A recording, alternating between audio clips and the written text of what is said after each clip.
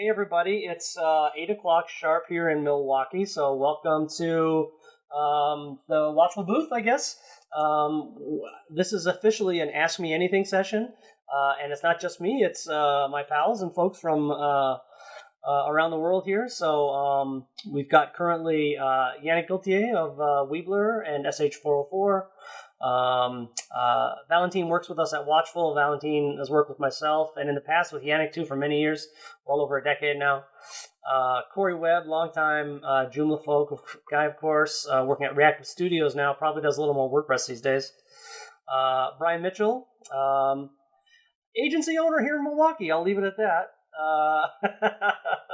Martijn Boomsma is from Netherlands. He runs a Joomla and other CMS shop outside Amsterdam. And Steve Burge, of course, who does all kinds of stuff in Joomla and WordPress. So good morning, folks. And if you're watching and you have a question, you can put it in the chat. Otherwise, I think we're just going to be chatting here just in general. So welcome, guys. Good morning, and thank you very much for the invitation. First and foremost, happy birthday, Vic. Fun way to celebrate you. And Corey, and it's Corey's birthday. Oh, it's Corey's too? Yeah, we have two. Oh my God. I don't know how it works for everyone else, but on my screen, you two are at the very top, so it's very appropriate. You get the seats of honor today, at least on my screen.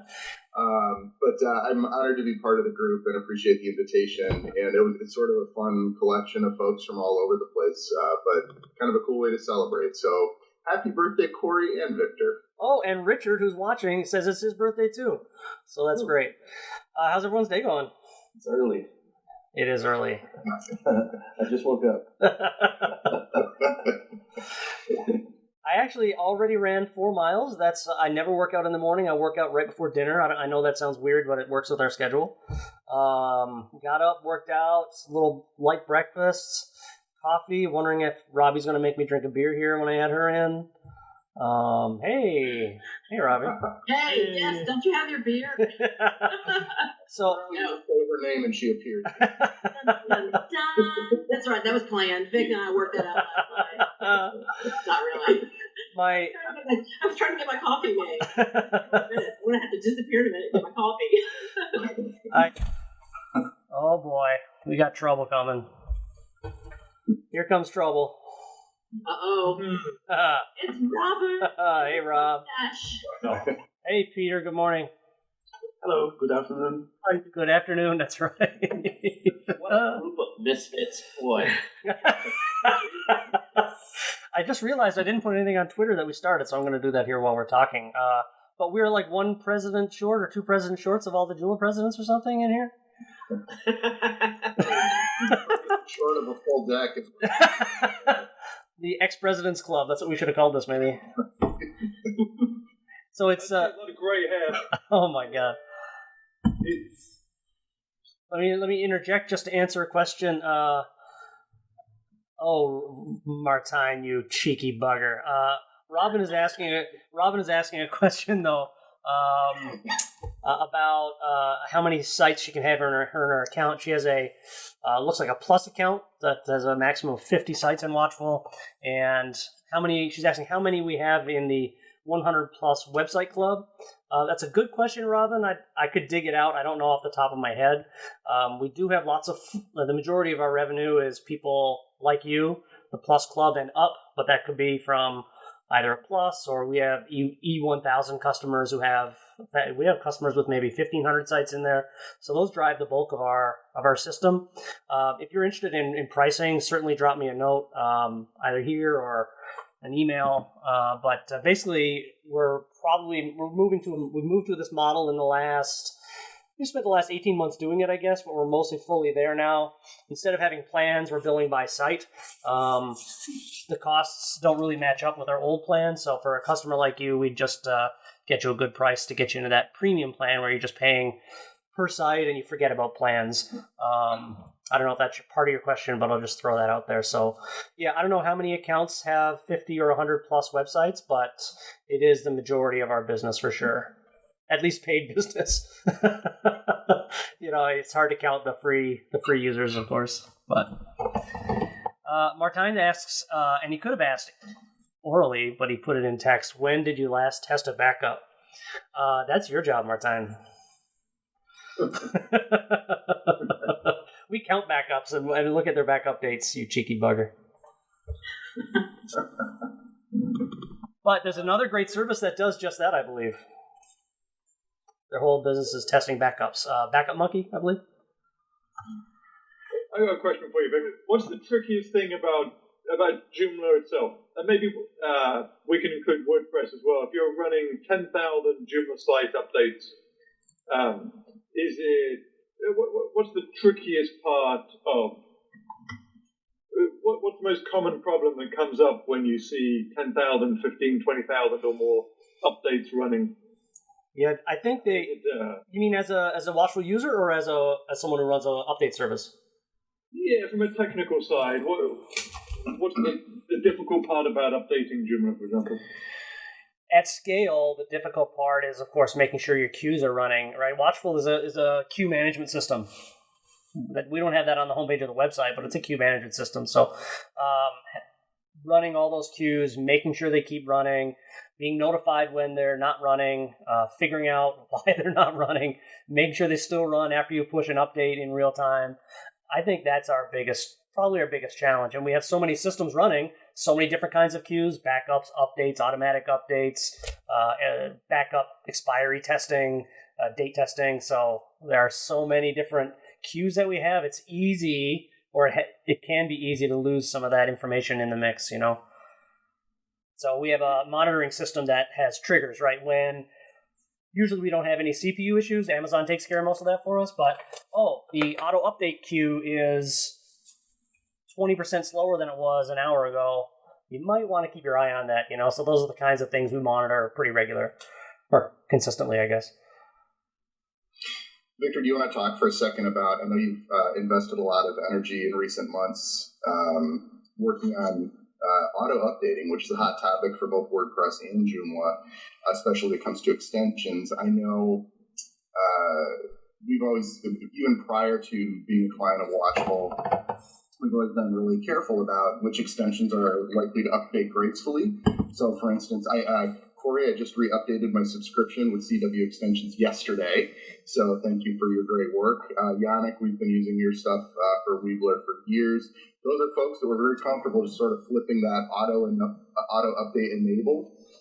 But you want to talk a little bit about some of the work you've done in terms of managing the risk, because usually that's the stress around updating, right? Are things going to continue to work smoothly, and what's supposed to improve security and site performance often can be a liability. So I don't know if you want to comment on that a little. Yeah, actually, I actually have a blog post that it's in progress. Don't you steal it, Robert. It's I actually don't think auto updates are that popular in WordPress. Now, obviously, the premium hosts and the managed hosting folks in WordPress, they do auto updates all the time and then auto rollbacks if something goes wrong. That's done very well. But for the majority of folks who are running, just regular hosting, nothing too premium, I don't think many people are opting into the auto update system. We're going to actually start measuring that. But we've got our own auto update system that allows you to schedule things so that you're only doing an auto update during business hours, where you might be able to detect and mitigate some problem, right? You only do an auto update when there's a recent backup, so that if a problem does happen, you can roll back quickly and easily. It's kind of a hedge between doing nothing, right, and just throwing all caution to the wind, and doing this auto rollback system where you really need to be the host. So I think just as a conceptual point, I think we fit into that space in between. Most people are not going to be spending $30 a month for premium hosting, and we fit in that space where they can have some confidence about their auto updates, but always a good backup. So that's where we've invested most of our resources. Part of that development that probably people overlook is we made a whole system so that Watchful knows when your backup is current or not. And I think that it seems like a small thing, but it's actually, maybe it's not even technically that difficult. It's a really important piece of information if you then want to do auto updates, so that before you do it, you say, oh no, the backups are stale, I'll just wait. And now, usually backups are not urgent, right? Sometimes they are, but auto updates typically are not urgent. So we've got this system where first we say, is the backup current? Okay, if it is, now we go on to the next thing. okay, has the plugin been scheduled for an auto update? Yes, no. Is it the time of day you want auto updates to occur? Yes, no. If all those things happen, then we can push the update. So, yeah, we've definitely created a bunch of logic around that, trying to get more people on board with auto updates, because Joomla, most people are reluctant, except for a couple of extensions. But even some of our most trusted long-term extensions can be buggy sometimes, and updates can crash your sites. This happened just this winter. And not that anyone's at fault, but when a site goes down, clients get pretty pissed off. And Watchful users get, genuinely pretty pissed off. So we try to avoid that. But I just think there's a general reluctance to update websites automatically. So we've been trying to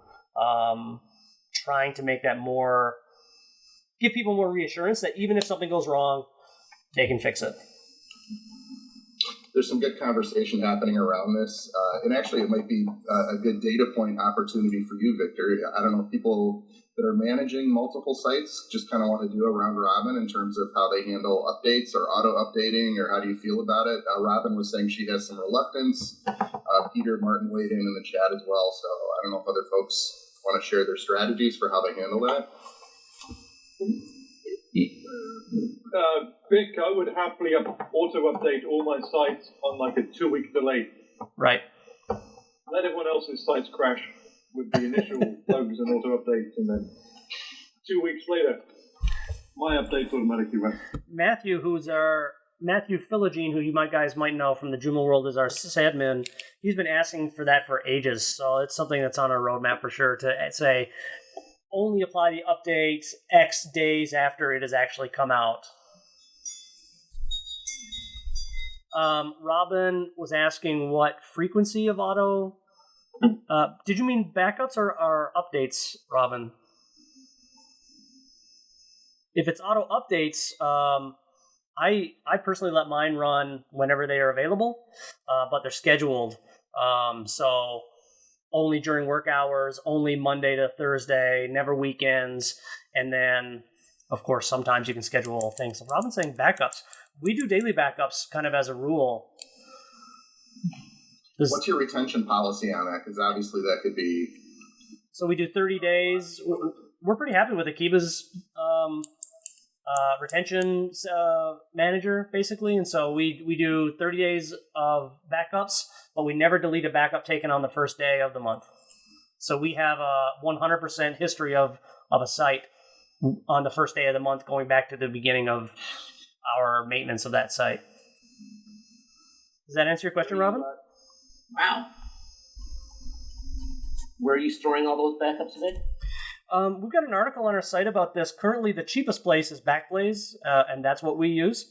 But you could Amazon's not that much more expensive. I just find Backblaze a little it's cheaper. If you go to Amazon Glacier, it can be really cheap, but then you've got to delay getting your backups back to you because you've got to request them to come out of storage, basically, so you can download them and then use them.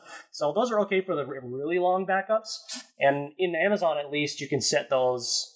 I think you can set rules for if the file is this old, move it to Glacier to save costs, etc. So for most of the sites we have, a backup is about 100 to 200 megs. That's just an average regular client site. It does not cost much. Once you've got it in the storage, it doesn't seem to cost a lot to keep it there. Do you have like an option to do separate backups for the files or the entire site and the database? In our case, for instance, we back up the site like daily because it doesn't change much more than that. But we back up the database hourly, and we keep that. Like we have a retention policy as well. So is that something that you have in your mind somewhere? Well, you can do all that in the existing tools, so you can say just back up the database and go from there. What we don't have in Watchful is extra backup profiles, so that's also something that's on our roadmap, is to be able to create different things in Watchful. But even if you don't use Watchful, or if you are using it, you can still set a separate database backup, of course. And if we have an e-commerce site or something like that, something where there's a lot of changes, we will back up the database more frequently for sure. Yeah, Peter's reminding us about Akiba's profiles. Xcloner has profiles if you're using WordPress, and all the WordPress backup tools have that too. So there's just a lot more. When you talk about WordPress, there's like 10 top backup tools. There's so many. Nick's corner of the market for Joomla though. Well, and Nick's there too. He's got it for WordPress too. That's right. Yeah, and most of our Joomla folks who are also doing WordPress sites, they're continuing to use Akiba because they're familiar with it and they know the options and all those things, right? So yeah, yep. It works exactly the same. Yeah, I think they're getting closer. Nick's every release of Nick's software, I think it gets closer to merging those into one, maybe at least one library. I'm not positive that's true, but it feels like that's true. I've used his solo product, if you've not used that. And it's basically like the WordPress one, except there's a user management layer, because normally, obviously, Joomla or WordPress is managing the users for you. But in the solo version, it's basically the same as, looks like to me, the same as the WordPress version. So. Cool. Yeah, one of the things we appreciate, because we've looked at other options about Akiba for WordPress, is in addition to all the features you're used to on the Joomla side, it also handles the URL rewriting. So if you're developing a website under a different domain, and then all of a sudden you are ready to push live, the restore on that gives you built right into Akiba the opportunity to rewrite all the URLs without having to go get yet another plugin to handle all the URL rewriting. So that one feature has been, and I don't know if other backup tools have that, but it's been a huge differentiator for us, especially as we're looking to go live on websites. Yeah, so WordPress has a bunch of backup plugins, but they also have just some dedicated cloning plugins. They're not necessarily meant for backing up, regularly, but all of them, the cloning ones and the backup ones, their restore tools are all are generally pretty good at rewriting the URLs. I mean, you have to be these days. Yeah. A lot of the hosts offer some sort of move clone kind of thing too for WordPress too. Yeah. But I tell you, every time you go to move a WordPress site, it's like, oh my gosh, this would be like 5 times easier with the Joomla site. I mean, really, it's so easy to change your domain in this Joomla site. You're done. You're done. Yeah, config.php, I'm done. Yeah. So, yeah. If I had my one wave the magic wand, that would be top 3 for sure. Yeah. Do you guys see premium hosting with these auto updates and stuff coming to Joomla? I mean, I don't really see it on the Joomla side. And the WordPress side, it's if you're a serious professional, you're using WP Engine or Pagely or something, and that's just baked in. Would you agree, Robert? Cloud Access has auto updates. For the free tools. And do they have an auto rollback? Yeah, they have sort of similar to what Perfect Dashboard had a couple years ago. So there's the visual regression testing, the auto rollback, and all that. But I think Cloud Access is really the only one who has that at the moment that I can think of off the top of my head. I mean, SiteGround kind of seemed to walk away from Joomla hosting, at least as a focus. And then they pissed off a bunch of people when they did their switch to Microsoft, I think, in last year. So I'm not sure what their focus is right now. It's not even Microsoft. They rebuilt their admin panel, so they got rid of all the cPanel stuff, and that caused a big hullabaloo. Yeah, but I think they moved their data center. I think they're all in Microsoft Cloud now. To Google. Oh, Google. Sorry, Google. Yeah, not Microsoft. Yeah, they went to Google. Yeah. I mean, the speeds are still there, but the site tools are very different than cPanel. For sure. And a lot of companies are going like that because cPanel gets more and more expensive every 6 months, it seems like. It's actually it's on an annual basis at this point. Right. So pretty much every December, but they also threw in this year the WHMCS price increase actually just a couple weeks ago. And the big problem, I know a number of people there. Jason Nickerson, obviously, former Joomla board member, that the value for the money is getting shrunk. That's the biggest problem. At some point, a certain type of host is going to say, well, I'm just going to build my own so I don't have these recurring costs and I just have more control over my infrastructure. Yeah. And even something like Run Cloud, I'm finding the cPanel I used to be the kind of go-to, and now it's like, I can use it, but I can mostly do most of the stuff from the shell now. I guess maybe that's just a maturity issue. Yeah, I guess. Yeah. The rest of us aren't as smart as you, Vic. So I like control panels. I definitely like them. They're so easy. We run into this interesting, weird. Peter likes SSH. I agree. By the way, if Peter had not said that he likes SSH, all of us would have doubted him anyway. Come on, have you seen one of Peter's presentations? That's all coming in line.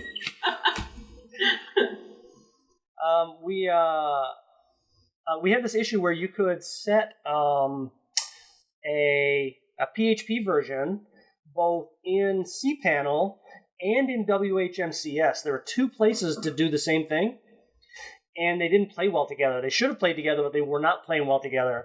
So we just ended up getting rid of it on the cPanel side, just so people weren't having this weird, like the crons thought it was PHP 7.2, but the site was running PHP 7.3, and some softwares were getting frustrated by that kind of weird mismatch. So sometimes there is some complexity from WHMCS and cPanel, but I definitely find it useful when I need to quickly add my new IP address to the firewall because I'm locked out of cPanel. Or I'll have to text Valley. Valentine works with us, and I'm like, Valley, I'm locked out. Come on, you need to go in and add me in because you still have access.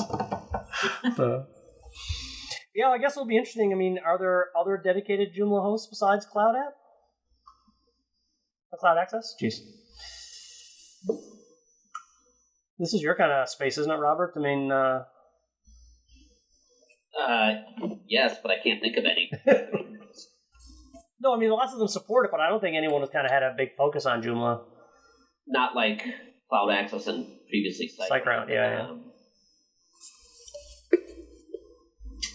Yeah, I can't think of anyone that's just like, Joomla forward. Let's put it that way. Yeah, that's a good expression, actually. Right, exactly. I can't think of any either besides Cloud Access. I mean, I know like InMotion and DreamHost have a lot of content around. I think InMotion has a ton of content around Joomla, but again, that's they're WordPress first. Yeah. Most are these days. Yeah, there is an opportunity. I was thinking an SEO opportunity for Joomla 4 stuff. I'm sure Robbie and Steve are thinking about training for Joomla 4 stuff, but I think there's like not a lot of competition for those keywords is my guess, at least in the short term. It might be, but my guess is not hugely, so it's not bigly, but it's probably a good opportunity. Robin is asking what PHP for Joomla 3. So Peter Martin says PHP 8, but probably not for all components. 7.4 from Brian and Peter. We run 7.3 or greater. We do too. Until something breaks. We keep pushing it until it breaks, then we roll it back one dot usually. That's kind of what we do too. Try to go to the fastest that you can, but sometimes you'll do it and there'll be some extension that doesn't support, and so you just roll back one. That's what we do too. Yeah, I haven't seen PHP super readily available, or PHP 8, excuse me. Me neither. On hosts. I mean, is that even... Yeah, I was going to say, Peter, where are you? Are you just doing this yourself on your command line to run PHP 8 on those? Because I haven't seen it in my control panels. Well, you can install it, of course. Usually you can add it in there. That's what most people... I think you can do that from WHM, but... Robin, you're driving this conversation. Please keep it up. You should join us on the video. Yeah, I mean... Come join us on the video. Click in.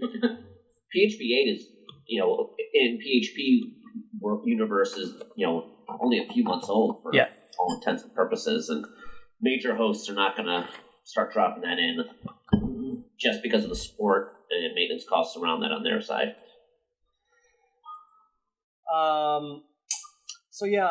Robin is noting that Akiba is really aggressive on pushing their PHP, which is really great for security.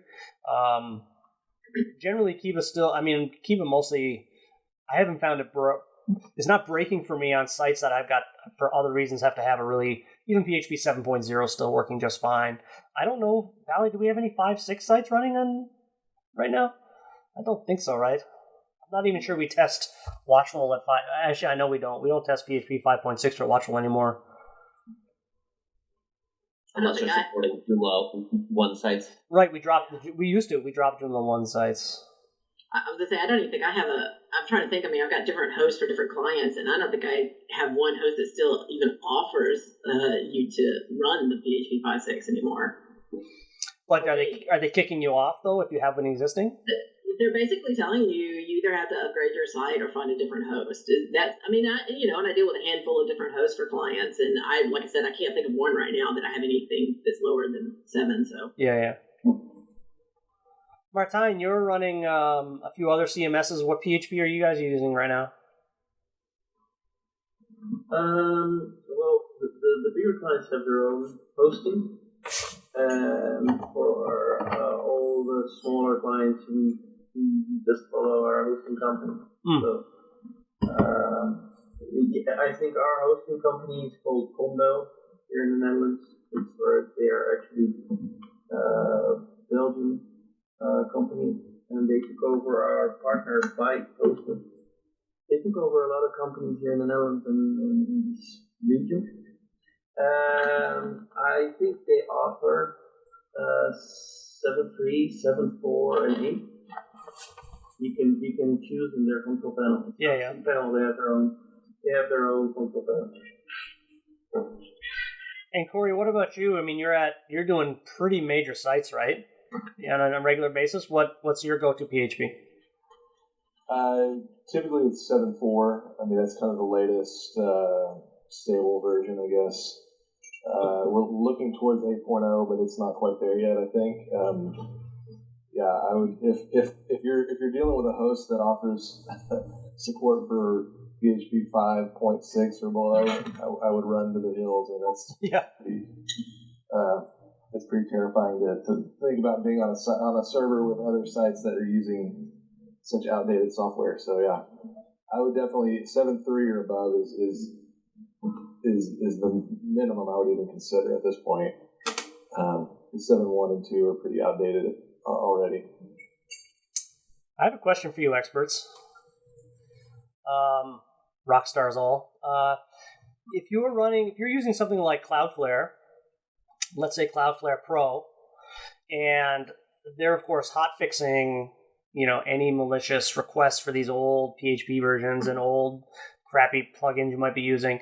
If you're doing something like that, is there still a significant security concern to be on, say, PHP 5.6? I would say yes, just because if someone gets in a more traditional way, I mean, you can still get in through some kind of extension that has an issue, and then you're even more exposed on the 5.6 side than you would be if you're up on 7. Yeah, and security is really not the only issue, right? I mean, like the performance. The performance gains from 5.6 to 7.0 were huge. Huge. Yeah, and so there's just no reason to be running 5.6 or below. I would argue that if you're running on 5.6, then probably the problem is likely your extensions, because you probably have 5 years old extensions, and you're probably running Joomla 3.2 or something. So that's probably the most important thing.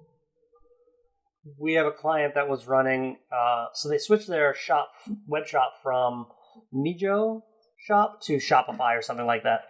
So they still have their Joomla site as their kind of landing page, homepage, general information brochure site. And then when you click shop, it just goes off to Shopify.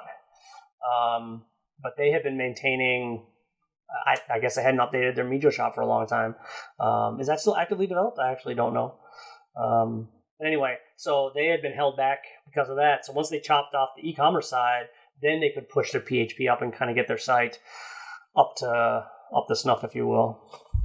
So, not that we do a lot of client work anymore, but still have a few folks in the back pocket covering the over. So I have a question for. I've been a little bit out of Joomla for a while.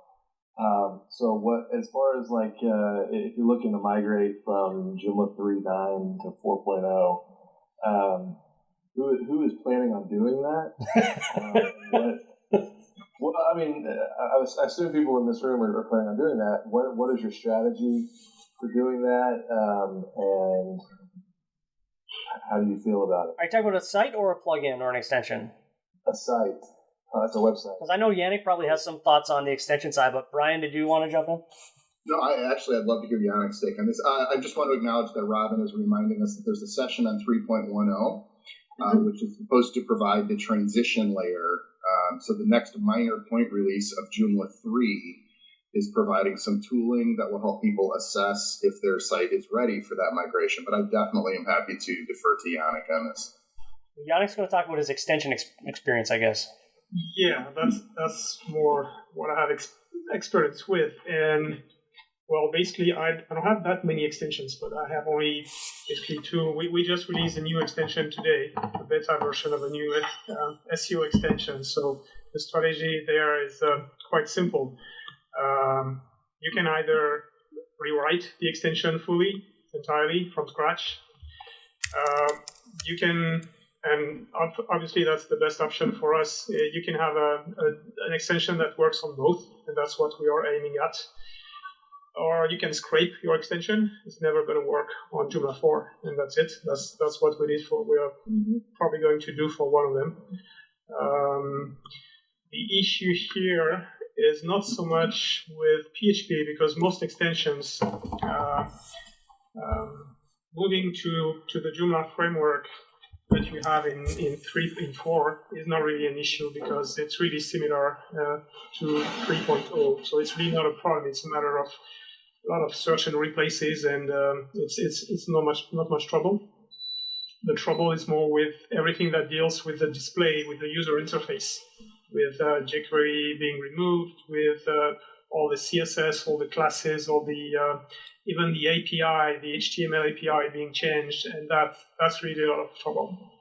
So everybody's going to do what they can, but it's going to be some trouble for a lot of extensions. Everybody who is still using the Joomla HTML API, but it's using the Joomla API to build user interface, is going to have to either they stay exactly with the standard API and they're going to be okay, or they have done some extensions to that and they are going to be in trouble, and that's going to be difficult. And I suspect many extensions are not going to be moved forward to Joomla 4 because of that. Not so much the PHP, but the user interface is going to be a massive work. Like I'm thinking, I don't know if we can cite names, but there are some major e-commerce extensions that are going to be really hard to move to Joomla 4, I think. So there's some work to be done here. And probably the websites, because we have the same problems for our website, the websites are going to be exactly the same. Most extensions who are more internal, deal with the internals of Joomla are not going to be a problem. But redoing your template or finding a template that's going to work on Joomla 4, it's not going to be an upgrade. It's going to be, you'll have to redo your website. And if your website is really simple, like displaying content, really something special with not much customization, it's going to be pretty okay. If you have some custom CSS, even maybe a custom template, then it will require some work. I think the answer to Corey's question is to put those two things together. One, we're not going to know until this migration layer comes out and people start playing with it. And two, no one's going to do anything until their plugins and extensions are ready. So the answer is we'll know in a year, maybe?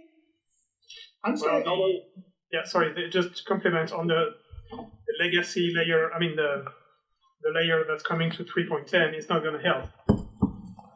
What it does is that it just brings the specifics of Joomla 4 into Joomla 3. So it's more helpful if you write something for Joomla 4, then you're going to be able to run it into Joomla 3, maybe, somehow. Because not everything's going to be there. But it's not going to help move something that's running Joomla 3 onto Joomla 4. I have to keep that in mind. I have a question that I don't know if anyone in here knows that or not, but the Joomla 3.1, is it going to work exactly like our latest 3.9, only with something extra added in, or is it actually going to be a change? In other words, our extension is going to have to be ready for that. No, it's Joomla 3, and then there's an additional layer, piece of code that will allow you to develop an extension that works on both. Like it's bringing in some parts of Joomla 4, Okay. so that they are there also in Joomla 3, in Joomla 3.10, so that an extension that needs them, that's been written taking into account Joomla 4, is also going to find the specifics of Joomla 4 inside of Joomla 3.10. So it's going to make it easier. So if you have an extension that works on Joomla 4, then most likely you're going to be able to run it on Joomla 3. Oh, yeah, no, I meant the opposite, though. If I have something on 3.9, will it work in 3.10? I think it will, yes. Oh, it will. Yeah. Okay, It will, perfect. absolutely. Yeah, there won't be any change to Joomla 3 for that. It's just something added on top. Okay. It's like there's another tool in there to help analyze your site if it can migrate. I want to move over just to some of the questions so we don't miss out on our Ask Me Anything part. Joe says, and then we got a question from Robin. If you could magically make anything you want happen in Joomla 4, what would you do? One sentence answer from everybody. That is I was going to say that is a deep question right there. How long are we in this Q&A? Well, first, I'd like it to be released. We'll go there. You're talking magic now. That's real magic. I made a big stink about this last year. I probably asked all you guys to sign on to this letter for a rich publishing experience. So that would be my number one. I'm really excited that folks are going to get this publishing workflow that's coming, but that's a 1%er type feature. That's not a everyday feature, and publishing is what Joomla should be good at. That's my wish. Anyone else have thoughts on that? Not on my point. Any other ideas? I'm gonna tag along on that and really throw the grenade into the room. Gutenberg. Yep. I mean, it's open source and can be implemented. Sure can. Drupal has it now. Yeah. Yep. So I would let's have that conversation a little bit, Robert, because I've been working through this lately. One of the things that I would argue, there's definitely a significant market for page builders within the Joomla space, and of course there are page builders that are already available for Joomla. It's blurring the line between content authoring, page layout, and website creation. That's my argument for page builders, is they blur the line for content authoring and management, page layout, and website creation. Depending on the client, I have this philosophy for user experience that says, give the user exactly what they need, when they need it, and nothing else. And that last bit... And the last bit is the important part. So I'm seeing a lot of Joomla developers now that are customizing their content administration experiences not to throw the kitchen sink from a content development perspective at the end user. In other words, here's a palette full of a million things that you have no idea how they work, and simplifying it using specifically things like custom fields to create these incredibly simple content management options, where if you have a client that just wants to manage their blog, or it's a car dealership that needs to update listings by adding new cars as they come in, it's not, here's the palette of stuff that gives you control over everything down to CSS. It's, here's a customized content administration experience that's exactly what you need, when you need it, and nothing else. And then we don't have to worry about clients picking flashy yellow fonts and marquee and changing sizes because they like the look of it better. And then, let's add a 3-column layout below that.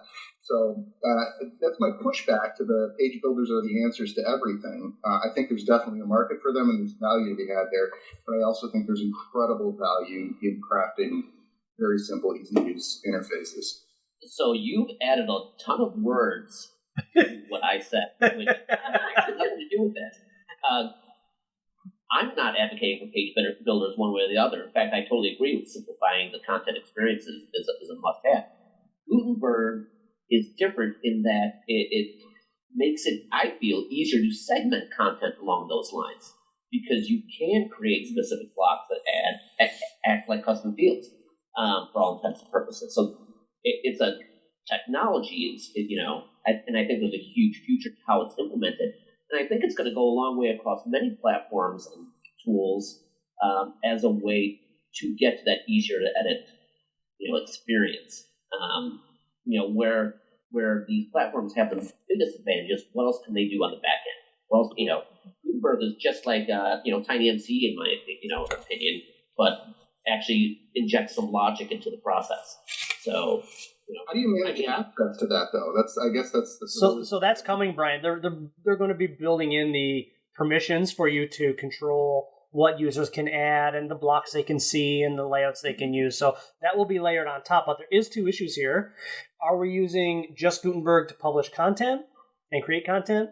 Or are we also using it for full site editing? So that's great if they want to, like WordPress has decided to basically try and compete, obviously, with Wix and Squarespace and all those, point and click builders. And that's great.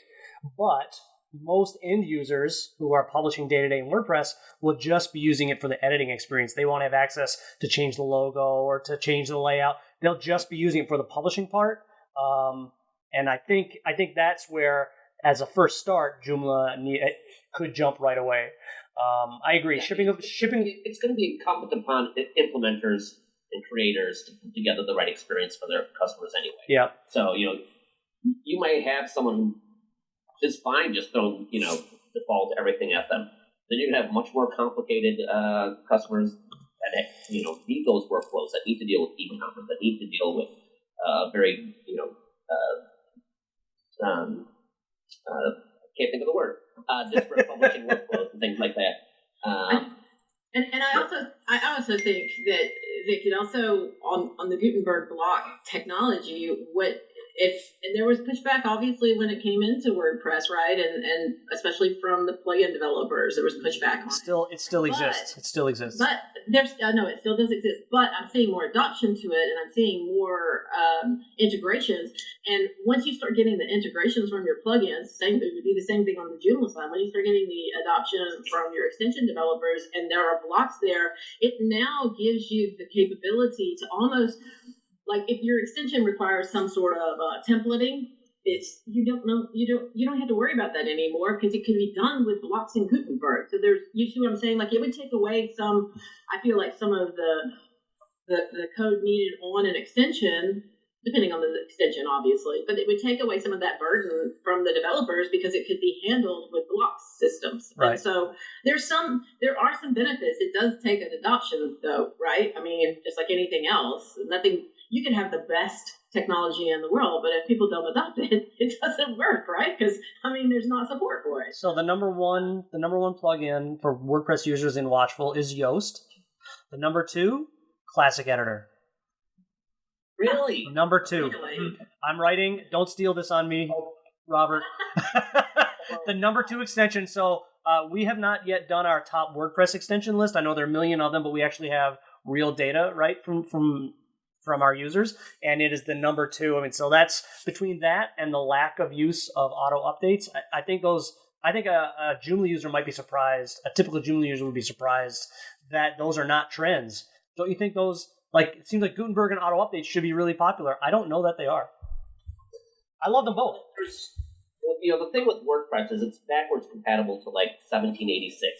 So there's so many people that are on it that are they're just in their classical editor mode. I started working with WordPress right before Gutenberg, and I love Gutenberg. I think it's a brilliant idea, and I think there's so many ways to take advantage of it. Whether it's on the SaaS, self-hosted, and all that kind of stuff. So I think there's just that learning curve, and people look, yeah.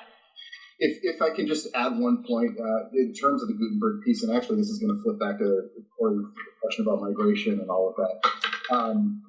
One of the reasons I'm advocating for that is because I think there's been a lack of attention to back-end user experience on all platforms.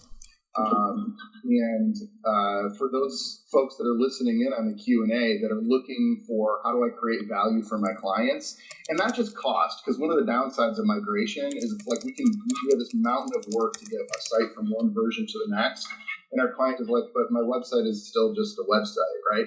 So it's all this work that doesn't create perceived value for the client. What I'm arguing for is an opportunity to focus as much on the back-end content administration experience as you do on the front-end user experience, I think it's an incredibly missed opportunity, or often missed opportunity, to create amazing value for clients. So if you're a freelance developer or a site builder or an agency that is looking for how you can differentiate yourself in the market, I think most people are focused all on the front end and then just do all the default stuff on the back end and hand the keys to the client and say, good luck, have fun, and we'll provide training and support and whatever your business model is beyond that. But I think there's incredible value to be created in managing that back end experience. Joomla is ready for that and has been for a long time right now. So we're not waiting for that feature to be added. It's all, everything you need to be customizing those experiences already present and easy to use. Let's take a little, there's another question, but before we get off this Joomla 4 topic, what are some other kind of wish list items that we would get? I mean, I know Media Manager is supposed to get improved. I think Steve and Robbie have lots of knowledge on this area. But there's also, what about the API use? Is there a headless Joomla coming? What are some other things that are either coming or might come? Or what do you guys think? Well, I'm an SEO guy, so if I had one wish, but I don't think it would be really magic. It would be that every piece of content has a URL. Like, you've heard, or you may remember universal content. It's there, actually. It's in Joomla. That's a major difference I have found between Joomla and WordPress, is that in WordPress, everything is a post. So you write a piece of content, it has a URL. Right. And so that seems trivial, but not having that in Joomla and not being able to know what the address for a page brings up a lot of complexity, including in the administration. The fact that you have to create a menu item before you know where a piece of content is going to be, it's just unmanageable for many people. And for people like us who are doing SEO and SEO extensions, it makes things really difficult to manage content, to manage metadata, to manage structured data, everything. So that's really internal, and that's really complex to change. But if I had one wish, that would be it. It would make a lot of things much easier, especially the user experience in the backend. Any other thoughts? So on the headless question, I think that's where the web is going in a lot of ways, I don't know if it's a wish list for Joomla 4 or just so much if Joomla 4 doesn't have this, then they better start working on Joomla 5 pretty quick and introduce headless, because because WordPress is doing that, right? And I think so many things are moving that direction, and once you get to headless too, it kind of doesn't matter what the back end is, because it's all about whatever you build on the front end. But you got to have some kind of tool that you can interface with, and if Joomla's not there, I think you're just going to lose market share, and lose people. I agree. If you're interested in that at all, check out Johan's presentation for Joomla Tools pages. Mm-hmm. He has built an amazing tool set, and I'm waiting for the collective light bulb to go on in the universe, because it basically provides exactly what you're describing, Corey. It has all the benefits of a dynamic PHP-driven, API-driven website, and all of the benefits of a static site content, but it's better because all the static site tools right now, they have to recompile the entire website every time there's an update. Joomla Tools Pages is checking to see if it's caching everything and distributing it on a CDN just like static site builders are. But it does a quick dynamic check to say, has anything changed? Do we need to refresh this single page? And if the answer is yes, it'll refresh the page. And if the answer is no, it'll use the cache version. So if you're interested in sort of the headless experience, total control, super clean semantic HTML with CSS styling, this is like web development 101. What Johan has built blows my mind. And I keep sort of waiting for everybody to go, oh my God, it's amazing. It's amazing. So if you're interested in that space, you're going to be dealing with raw code. So if you're looking for the drag and drop page builder experience, but it's really simple, easy to understand code. So it's a really amazing tool, and Is that Joe weighing in on this? Yeah, this is one of the pages. There's a couple links in the chat for those who might want to follow up on that. So again, if you're interested in that whole headless CMS, the whole Jamstack crowd, all of that, it's there. He's built it. He's got a nice little community going that's already contributing. And I think it's a really cool layer that allows all that flexibility. You can run multiple components on the same page and be pulling data from multiple components into the same Joomla website. And again, all cached, all available on a CDN, and all dynamically updated. It's amazing. Let me put a pin in that just because I don't want to miss Robin's question. She asked it like 15 minutes ago. Robin asks, does using CSS Grid help you move your custom templates? And I think she means from Joomla 3 to Joomla 4, Robin. Is that right? If you're still there? Sounds right because Joomla 4 has CSS Grid, right? So does using CSS Grid help you move your custom templates to Joomla 4? Anybody? I don't think so. I mean, it's kind of unrelated, I think. Or maybe I'm not understanding the question well. I think because CSS Grid will ship with Joomla 4, right? If you already have it, would it help you move? My guess is you'll be more experienced with it. That's a benefit. But you would have to strip it out to use the core CSS Grid, which might be more work. So my guess is no direct benefit, except you are probably ahead of the learning curve. Steve, you have any thoughts on that? You've written quite a bit about CSS Grid, haven't you? Yeah, it's going to be used a lot more in Joomla 4. I don't think getting a head start with Joomla 3 will help much, but a lot more of the front end of Joomla 4 will be built with CSS Grid. I guess they're sick of trying to jump bootstrap versions all the time. Yeah, it's not that easy, frankly. I've got to be more future-proof. Just keeping all those different classes in my head for the different Bootstrap versions has gotten to be a bit of a pain, even though I love Bootstrap. But, yeah. I noticed something in the news. I don't know if you guys saw it. You guys have heard of October CMS, I think. Kind of a pretty popular growing, well, not in numbers, but it's been growing pretty well. Really developer-friendly CMS. And on 2 weeks ago, was it? 10 days ago, they moved to become a paid platform from, does that mean they're not going to be open source anymore? I'm not positive about that. But they've kind of changed their licensing, which I think took a lot of people by surprise. Is that something that could happen for Joomla or for WordPress for that matter? Do you guys think? No, are you talking about the paid model? Yeah. I mean, WordPress is already kind of doing that with WordPress.com. Well, that's a SaaS model. That's the SaaS model. This is for their downloaded model. Oh, well, WordPress will never go to that. I would bet $1 billion that they will never do that. But and I will bet Corey's $1 billion as well. You'll call. What's the over-under on that? What's interesting? WordPress won't go there.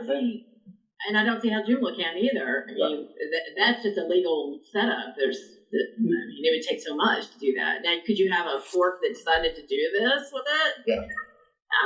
But you really couldn't, though. How could you? You could.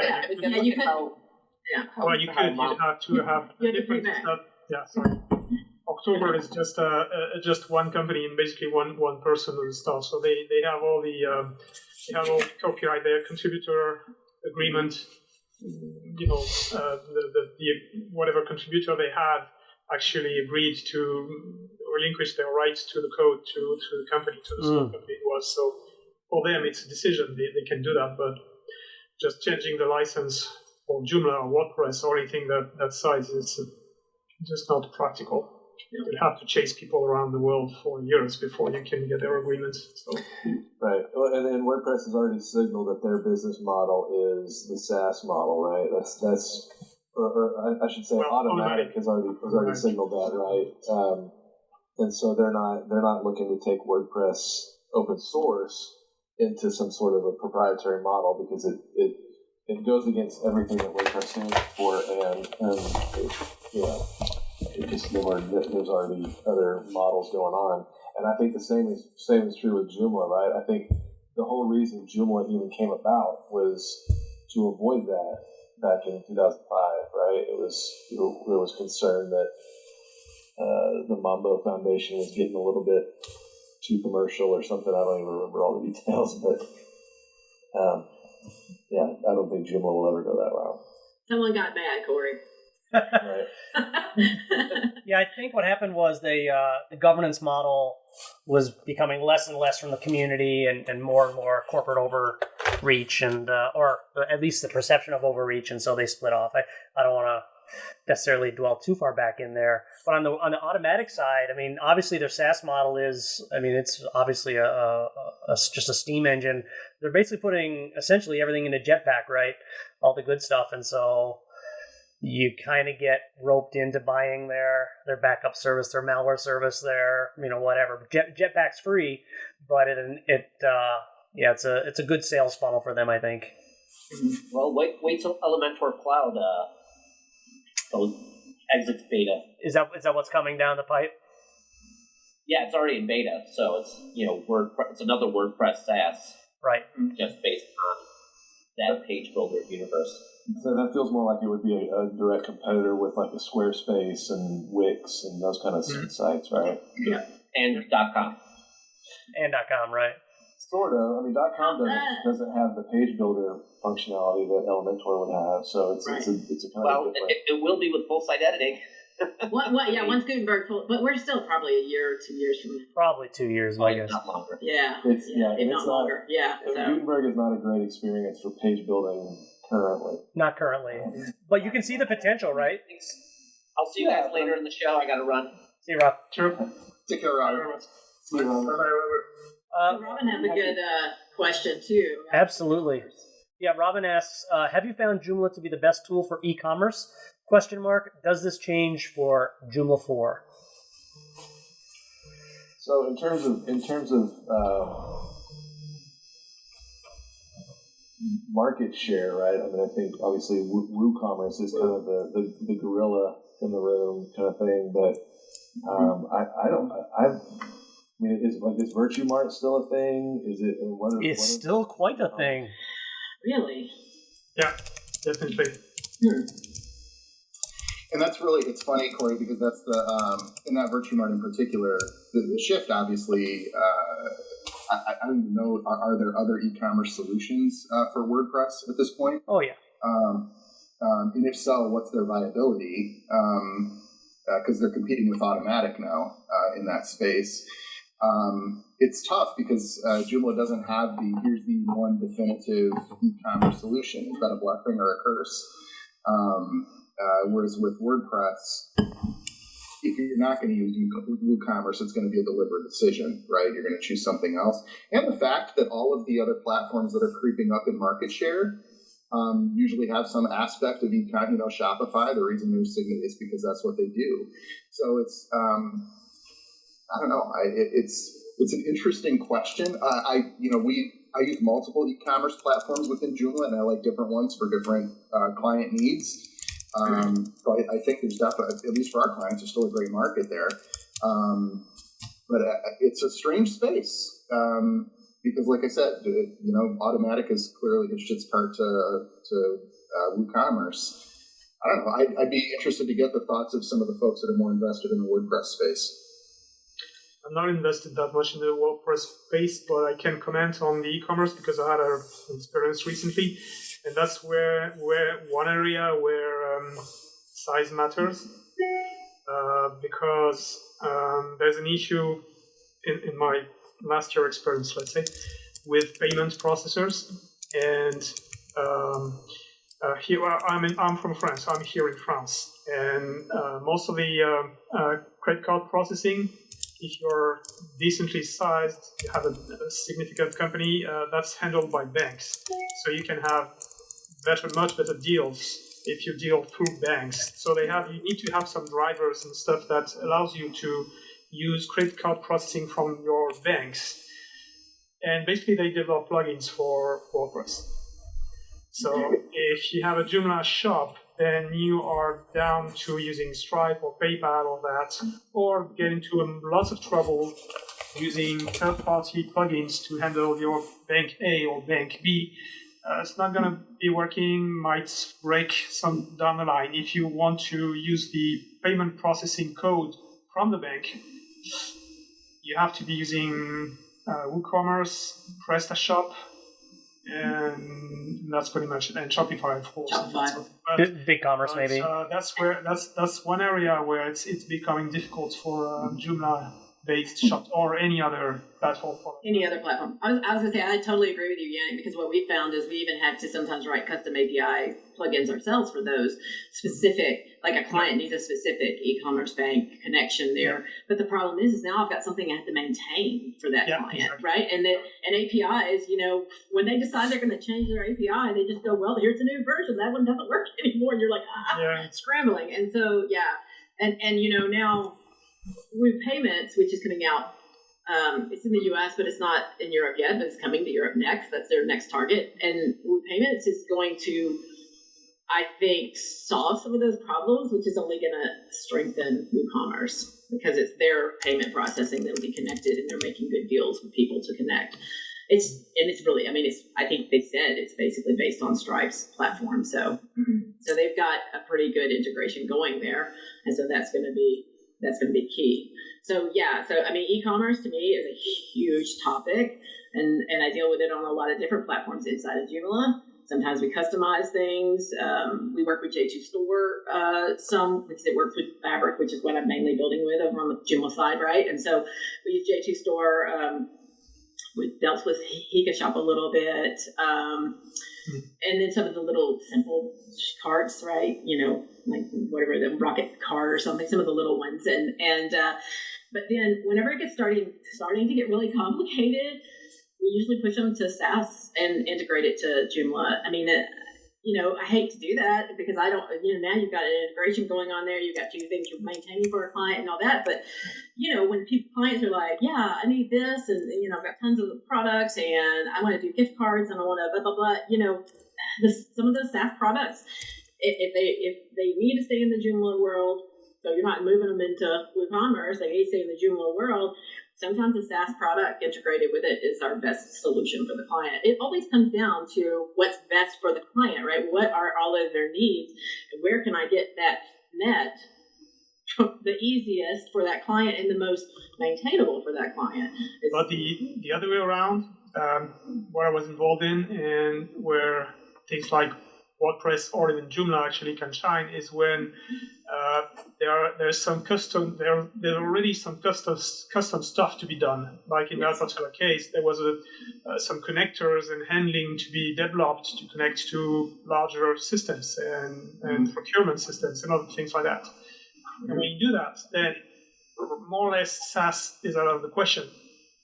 Right. So you're down to requiring a platform that you have control on and you can develop with, and you can hire somebody to work with and develop custom stuff for you. And that is a very good market, both for WordPress, obviously, because there are plenty of people able to develop, but also for Joomla, because Joomla is clean and you can develop nice things with it, and that's a very good solution. So you can, but maybe it's not the widest or the most appropriate solutions, like you said, for most people. But you are correct. Like a lot of times, that's why we do still write some of the custom API plugins and stuff, because a lot of times we've built a Fabrik application in Joomla, and then they need to tie when there's some sort of e-commerce going on, it's triggering other things in our system and possibly even the external systems that we have to send triggers to. And so, yes, I do agree with that, Yannick, that's when we say we can't use a SaaS system. We've got another question. A SaaS system with a good API. We've got another question on the e-commerce side. Vitor, I hope I've pronounced that properly, asks how feasible it is to have Joomla for the overall site, but let's say PrestaShop for the shop. Is there some stable solution not dependent on bridges being maintained?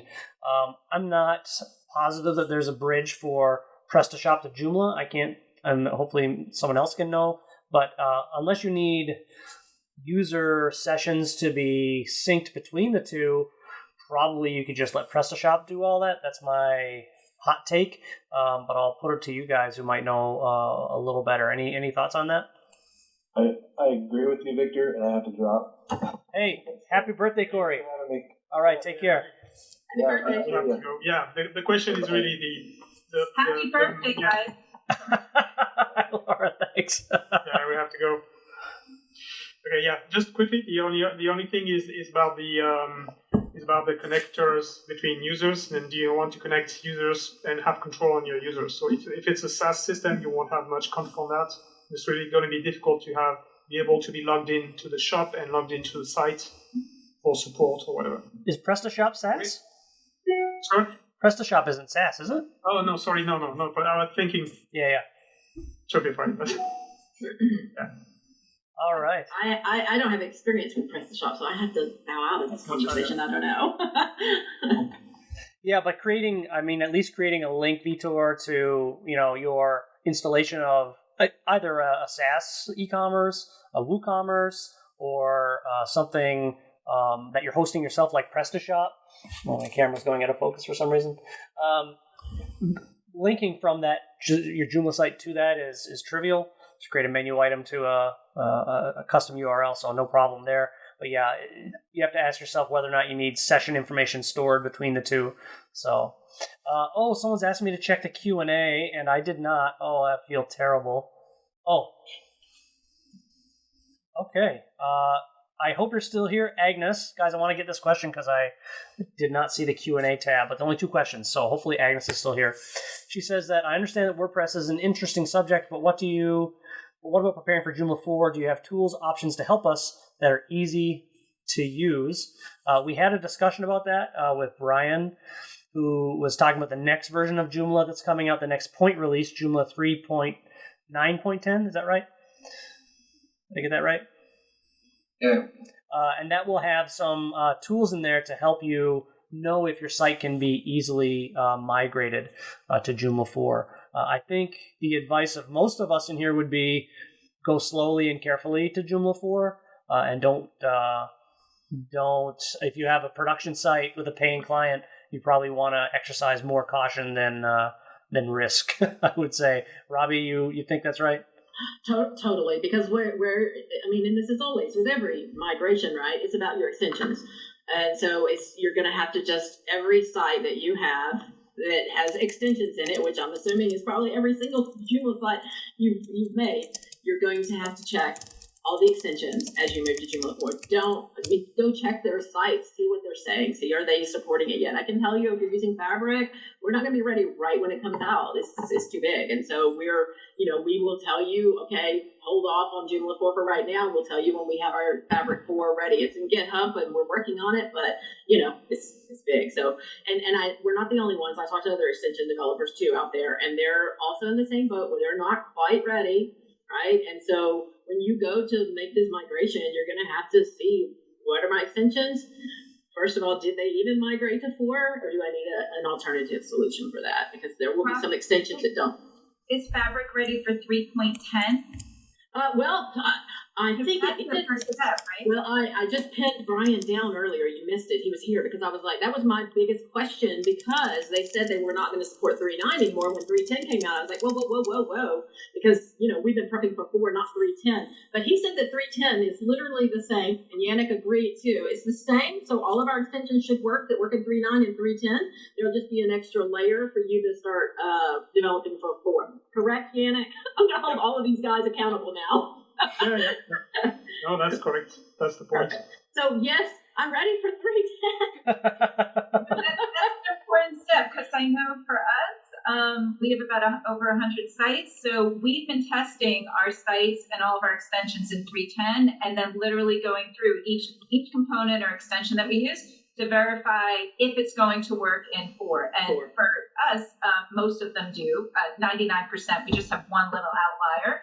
And so we're going to figure out something. And keep in mind, 3.10 is going to be around for 2 years. So we do have the time to do this properly. The key is the template. Yeah, absolutely. What I've told my clients, which is separate from my full-time job, my private clients, is I say, guys, this is a great time for us to reevaluate what the site looks like and to kind of do a deep dive in the information architecture and take it as a great time to jump to the right spot for you. Whatever framework you decide to pick, that's at least what I'm doing for my clients is I'm recommending. And keep in mind the actual look of a website. I tell my clients it's 3 to 4 years. If you get more than that, you're golden. After 3 to 4 years, sites do look dated. It's just what happens. So this is a good time to have that conversation. And for me, that's how we did it. But I agree. Start having a conversation because you've got time. You do have time, but I do agree with Laura. The time is already starting because either one, my clients are savvy enough to say, hey, I see this stuff about this Joomla 4. Is this going to affect me? You're getting questions from clients already. And then it's a conversation that you have to have with the client about their specific site and their specific setup and what's going to work and what's not going to work and what do we have to change and all that.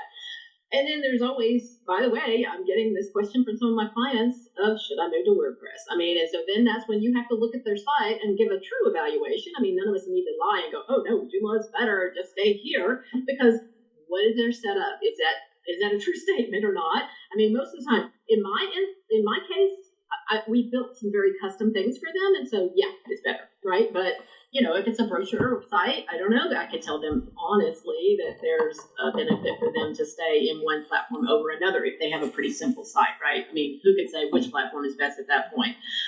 But I do think that you're going to have clients that are questioning that. And so I think as agencies, as builders out there, you need to be thinking of your answers now and getting your plan together to contact those clients and say, hey, look, this is what's happening. This is what we're going to, and you can start it like Laura said too. Hey, it's been 2-3 years and your site looks the same. We need to change the look. By the way, while we're changing this look, let's talk about some updates here. So, I think now is the time though to already be talking to clients. You might not want to do them all depending on how many clients you have. Like Robin was in here earlier and was like, I have 50 clients. I need to upgrade my Watchful because I have more. I need more. So someone who has that many clients, I would start looking at my client base and I would start partitioning and saying, these are clients that absolutely 100%, I'm going to need to upgrade them because of whatever, their e-commerce or whatever, and I want them in the latest and the greatest and secure, and these are whatever. And then just start your plan of action of contacting those clients. Yeah, and I also think that, it's hard to, if you're talking with people who are building websites for a living, never discussing another platform is probably not going to be a long-term solution for you. Just, you need to be aware of other systems. So even though we've talked about WordPress in here, quite a bit because it's a dominant, it's moving the trends in web development, no question. But even if you want to use Joomla all the time, if you need to sell Joomla over WordPress, guess what? You gotta try WordPress and find out what is good and bad about it so that you can give that good professional advice, in my opinion anyway, to your clients if you're building for a client. If you're building for yourself, make your own decision, doesn't matter.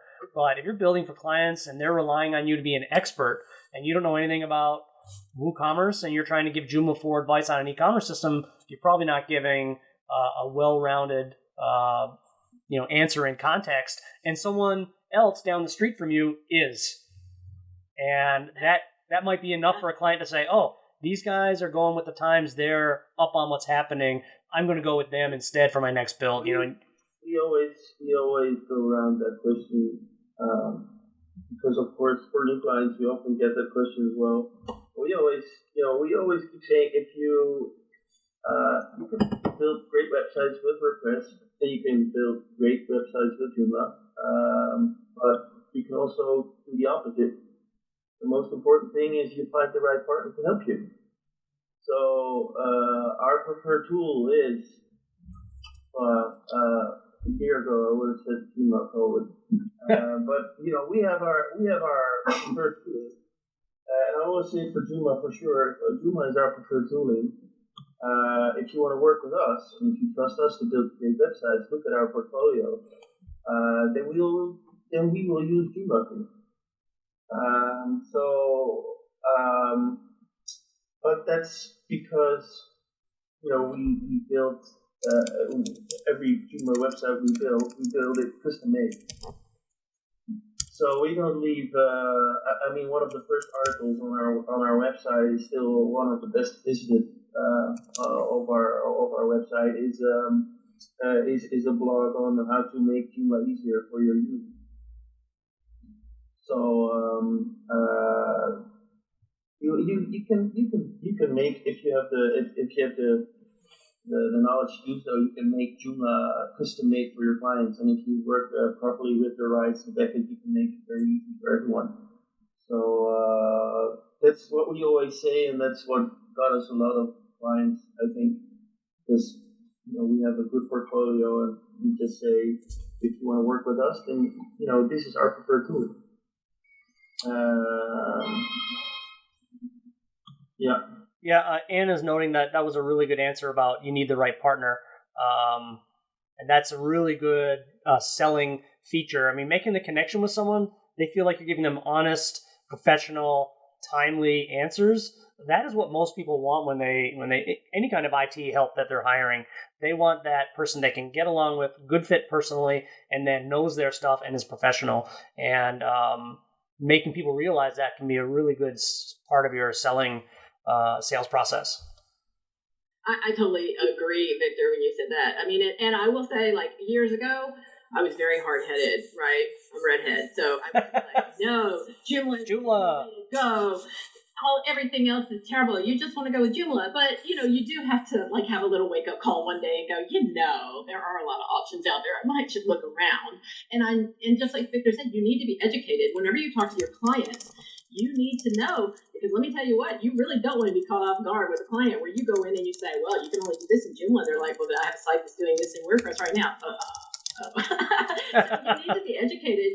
And by the way, it's not just Joomla and WordPress out there. Obviously, we're missing another big elephant in the room, which is Drupal, right? Yeah. Which is still very valuable. As a matter of fact, we've seen a lot of traction since Drupal 9 came out. So, there are other people out there, and then you've got your flat file systems that sometimes that's an answer. I mean, Grab is out there, and I know Andy's building some amazing things with it. So it's really amazing. There's a lot of things out there that you have to stay open to those, and you need to keep yourself educated. Now, can you be an expert in all of them? Oh, heck no.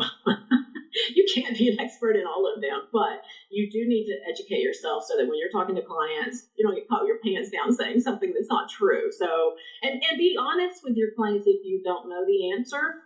That's another thing I feel that clients really appreciate. If you say, I'm not 100% sure on that. Let me do a little research and get back to you. Clients appreciate that. They know you can't know everything about everything on the web. Yeah. No one can. You can't even know everything about one application out there like Photoshop. There's no way you can find someone that knows everything in Photoshop, right? And this is even bigger than that. So we've got a really good question. Sorry to interrupt you there. Do you have something to say, Laura? Are you jumping out?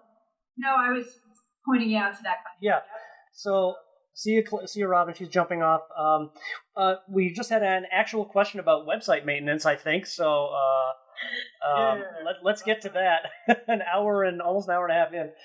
Anne, who had asked earlier about Joomla and migration, but she's asking now about website maintenance and retainers. So she had said often her clients, hey Sandra, good to see you. Someone else hadn't seen him in front of her. That's okay. You can tell him I said hello. So the situation here is that Anne said her clients often want the ability to manage their site, publish their own content. But once the site goes live, they often come back to her and ask for her to do those things. Of course, adding software and things, but even doing quick content edits, fixing an image, all those things. Clients want to do it, but if they're only doing it occasionally, then you have to train them every time. It's just faster and easier for you to do it, right? So I had commented that's a great opportunity to suggest a retainer to your client so that they always have an hour or two, depending on the client, for you to do these little things. So Anne is asking for a little more information on retainers. And Anne, I'll just jump and say that if you're using Watchful, for example, or any other site maintenance tool, that's a really great system. Those systems are really great for showing your value to your client, where you're doing your backups and updates each month, and you can sign them up for a site care plan where you include, and Laura probably has a lot of information about this too, where you can include those services on a monthly basis. You get recurring revenue really great for your business.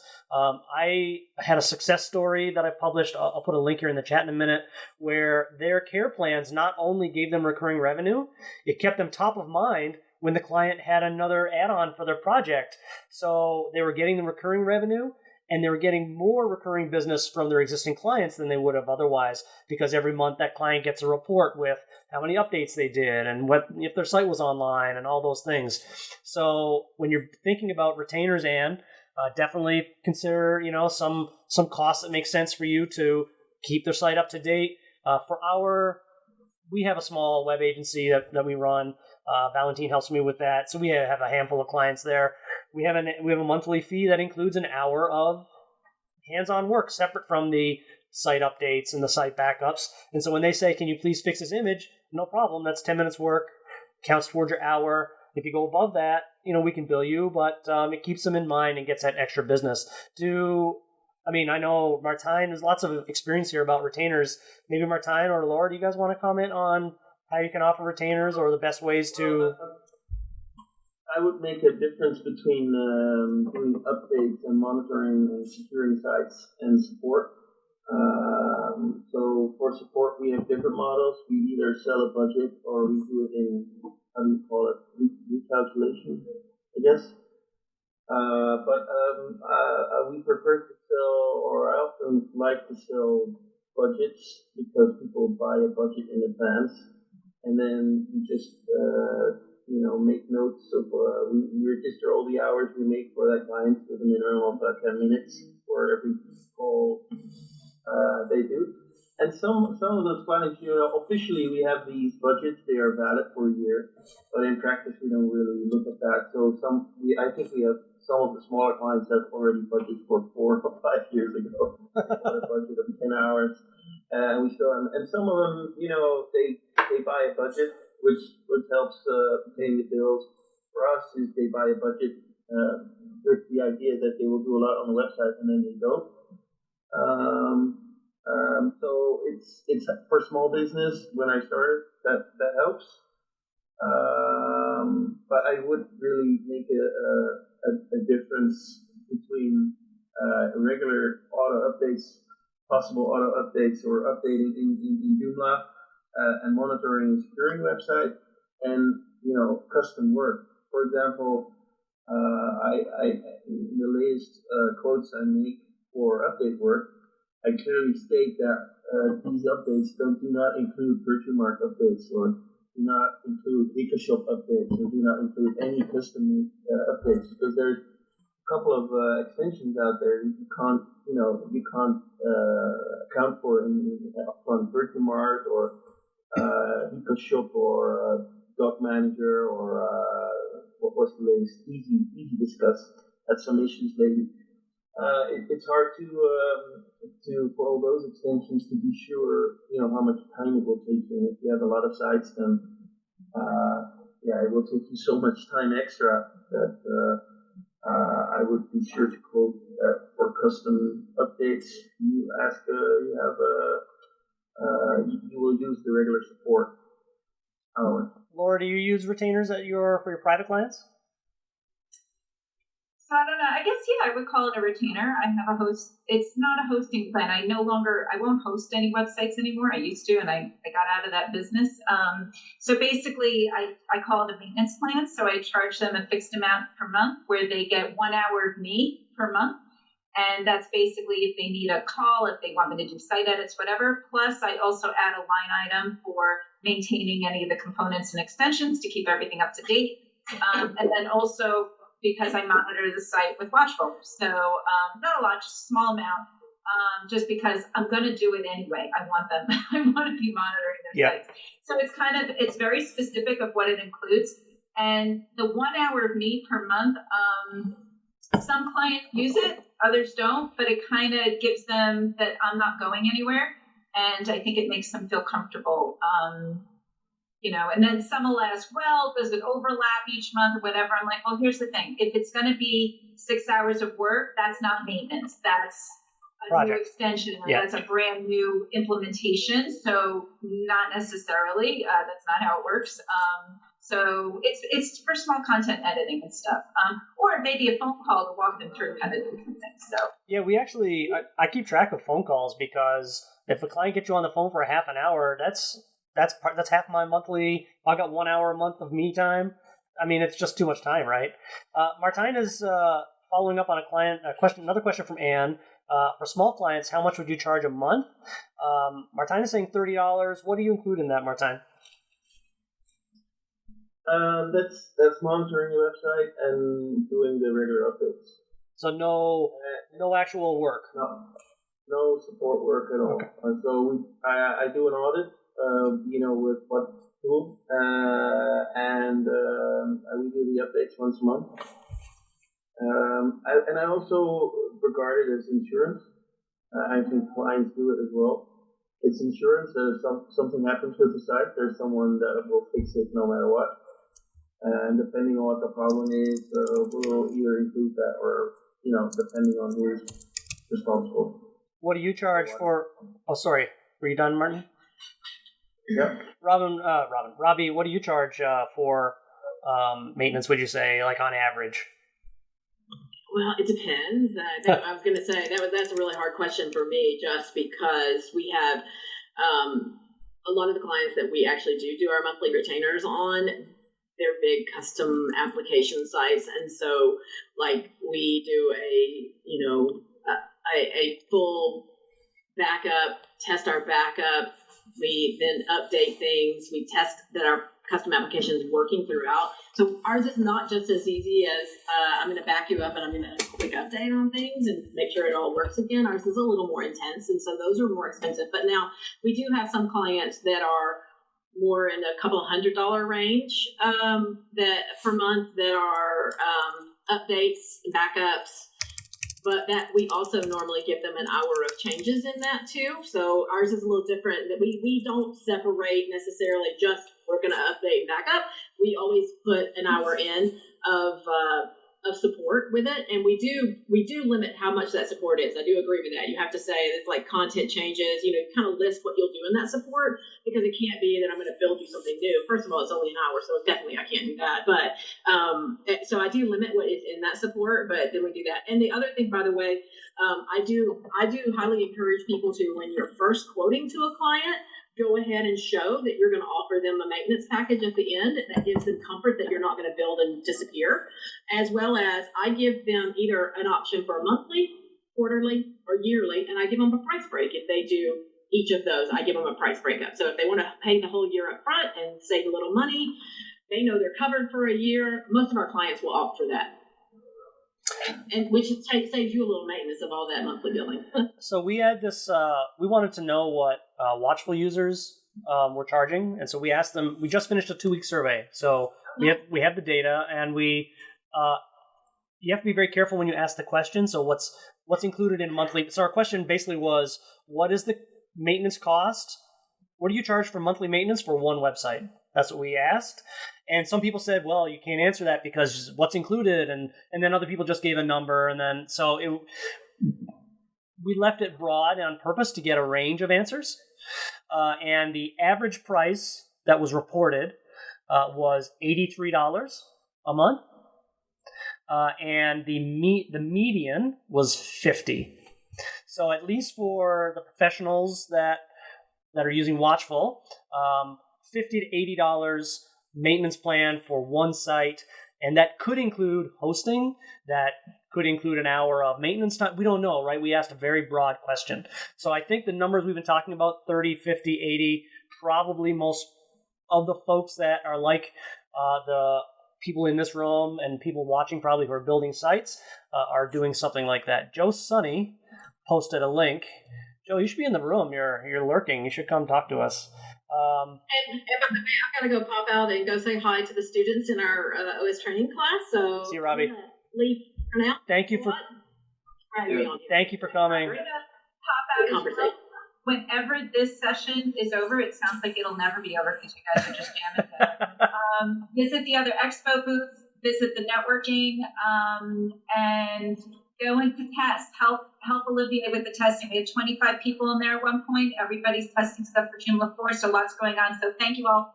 I'm going to step out. See you later. Thanks, Laura. Again. Bye. Cheers. Hey, Joe, you're back. Yeah, we just posted your pricing, and you've got a, well, why don't you tell us? Yeah, so I had something completely different in the past where I offered hosting, where now I actually get the hosting for free included in the packages. It's really just a different way of looking at it. But what I have determined is that what's really, really important to a client is what you're doing for them. And selling hosting all by itself, well, you can go to Cloud Access and get really cheap hosting and you get good stuff. And so that's what you're trying to compete with. But really what you're selling your professional Joomla expertise of what you can do for the client. So the reason the client would come to something like Joe Joomla, and by the way, nobody comes to Joe Joomla for WordPress. Like, insane, right? But being a specialist gives certain types of people a lot of confidence. You know your stuff. And so if I'm running a Joomla website, I want the guy that's the expert in Joomla stuff, and so I'll go here. So people buy those packages for peace of mind, and my clients tend to like me to do their stuff for them, because the kind of clients that I'm working for, they don't actually want to run a website, they want to run a business. Right. They want to not have to know how to do everything on a website. They want to make money selling their, courses or selling or building a listing to sell their products and all that sort of thing. They really don't want to get bogged down in websites. So that's actually all brand new pricing for me. And so some people need a couple hours a month of my time. Some people need like 8 hours. Some people need a lot more time. And basically what you're doing is you're paying for my time. And the other thing you have to recognize is that my pricing is Canadian. And there's an interesting, like the American dollar is like 25%, higher than the Canadian dollar. So that's the reason why my numbers look maybe a little bit steep. Canadian. Yeah, it's only like $10 a month in US dollars. and so, but it really is so. Things have changed a lot over the years, especially with regards to Joomla, and I find that if you want 1 million small customers, then you're actually working really, really hard. Really hard, yeah. Yeah, and if you want customers with budgets, you got to get more custom sites or larger customers, and that makes your life a little bit easier. They tend to appreciate your expertise more than somebody that's just a mom-pop shop type site. I mean, actually selecting your clients, if you're in the position where you've built your business and you can select the good clients and, slowly invite the more problematic clients to go to your competitors instead. Absolutely. I highly recommend certain companies that they can go to. Exactly. You really do have to, because let's face it, you work hard. Life is tough enough without having a job that you hate. So you want to work with people that you really like. And so, yes, I'm very selective about who I work with. It means I have a smaller client base.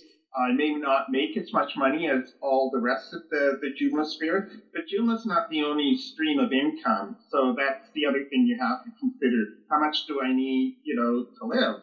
And do I need to compete with WordPress? No, I don't want to compete with WordPress. Really, WordPress competition is Wix.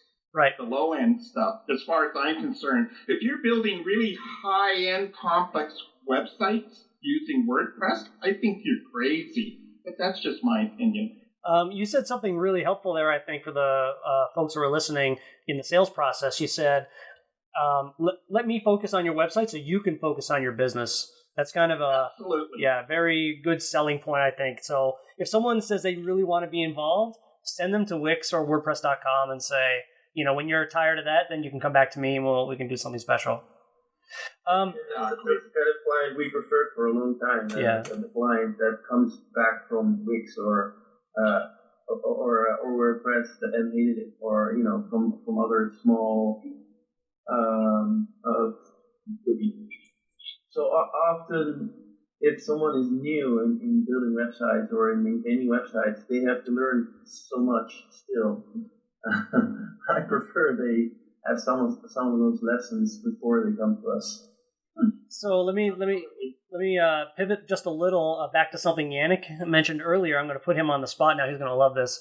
Yannick is the big SEO expert in the Joomla world, and I've known him for a long time. And he said something earlier, and when he said it, I went to his blog, but I didn't see anything. He said, I just released a new extension for Joomla 4, but I didn't see it on his website. So do you want to tell us about that, Yannick, or no? Yeah, sure. I mean, no problem. So first, it's not for Joomla 4. Oh, what is it? That was the entire point, basically. It works exactly the same for Joomla 3 and Joomla 4, because there wouldn't be any point just, I think, releasing an extension just for Joomla 4. Okay. So yeah, we've been working on that for quite a while for now, and it's available today. It's entering public beta today. So it's called. I'm not sure how much I can say about that, but I saw a need for one single extension that covers most of, or if not all, of the SEO work that's happening, that needs to happen today in 2021, that is getting rid of the old stuff and paying attention to the important stuff today. And so I figured there was not that many of them available, and I developed one, of course, drawing from spending 13 years working on SH447 and WDM. So that's what I did. You said something, yeah, you found it. There's a shortcut. So it's called 4SEO, and there's a shortcut, weeblr.com/4SEO, of course, to get there. You need to register and ask me to enter the beta, and then you can access, download, and play with it. So there's something with it. So internally, it tries to do a lot internally and automate most and everything that can be automated. And then for the rest of it, I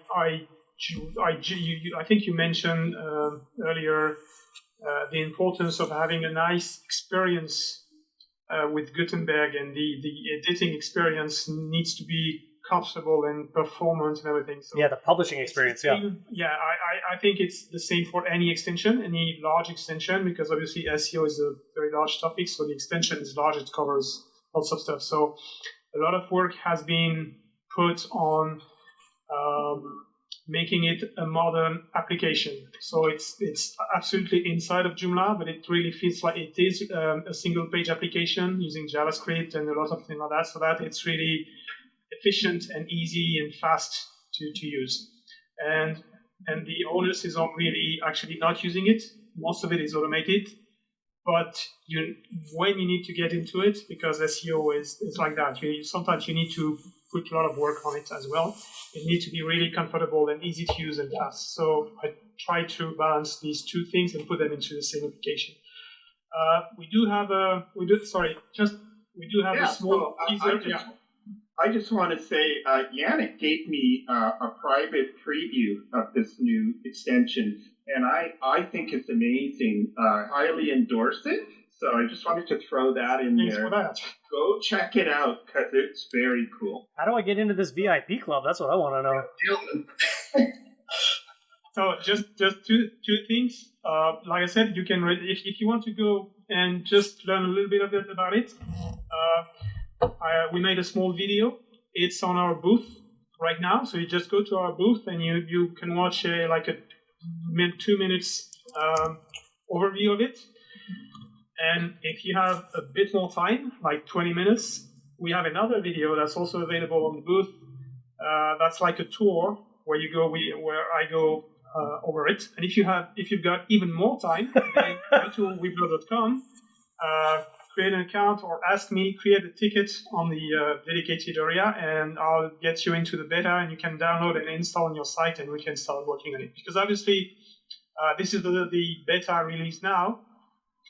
there's quite a bit of work to be done to make it reliable, to expand the features, but it's already there. It's already working for us. So, what would you say is the number one? What would you say the number one reason to use this versus your existing SEO tool? I don't have a tool that does what for SEO does. I don't have an exhaustive tool that covers all of the important SEO work that needs to be done in 2021. So what it does mostly, or the most important thing, if you will, is finding the right page, the important pages on a Joomla website, getting rid of all the others, and focusing on that, doing the canonicalization work, and doing the structured data work on them automatically or manually if you want to customize that. It deals with sitemaps. It deals with everything that can be done or needs to be done today. And of course, it also provides tools like redirect. Everything. If you want to redirect everything, have shortcuts, short URLs, all that. It does all of that. So it's a good focus on, would you say, cornerstone content? Sorry? It sounds like there's a good focus on cornerstone content, the main content on your site.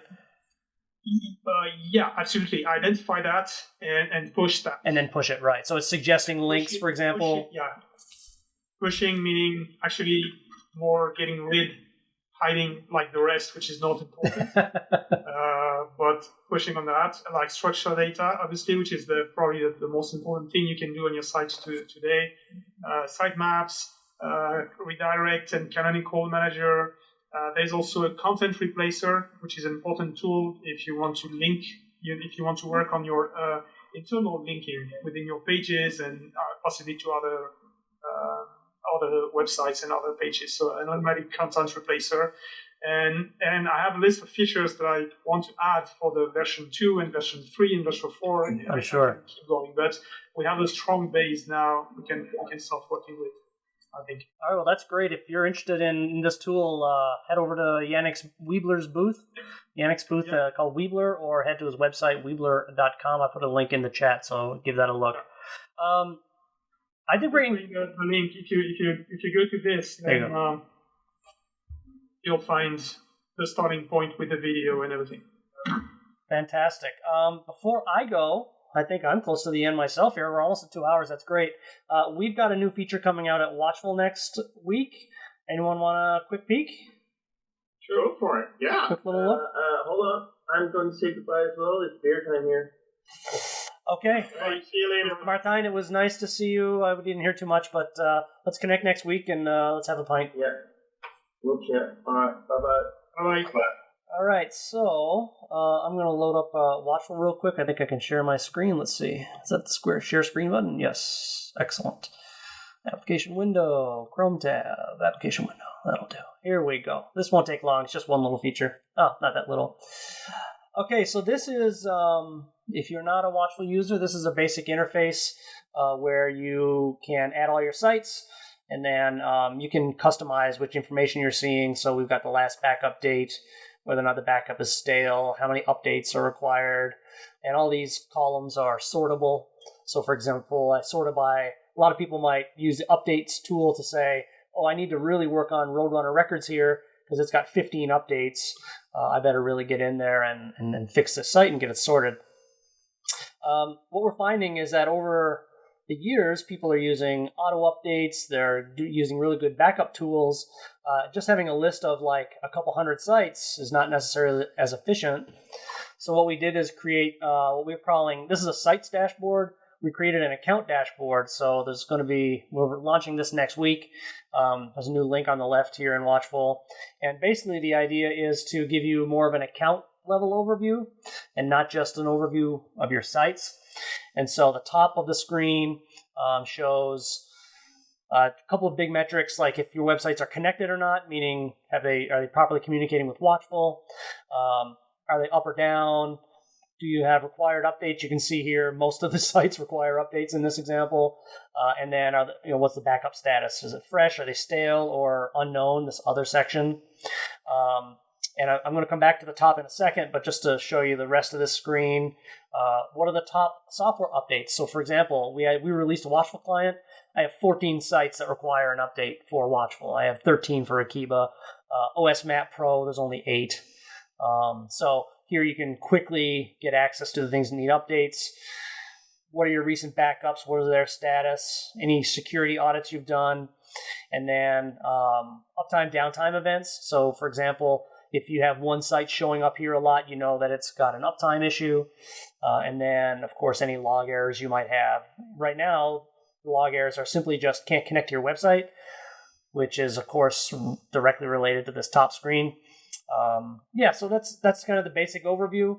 The productivity part of this is, so for example, I have 10 stale backups.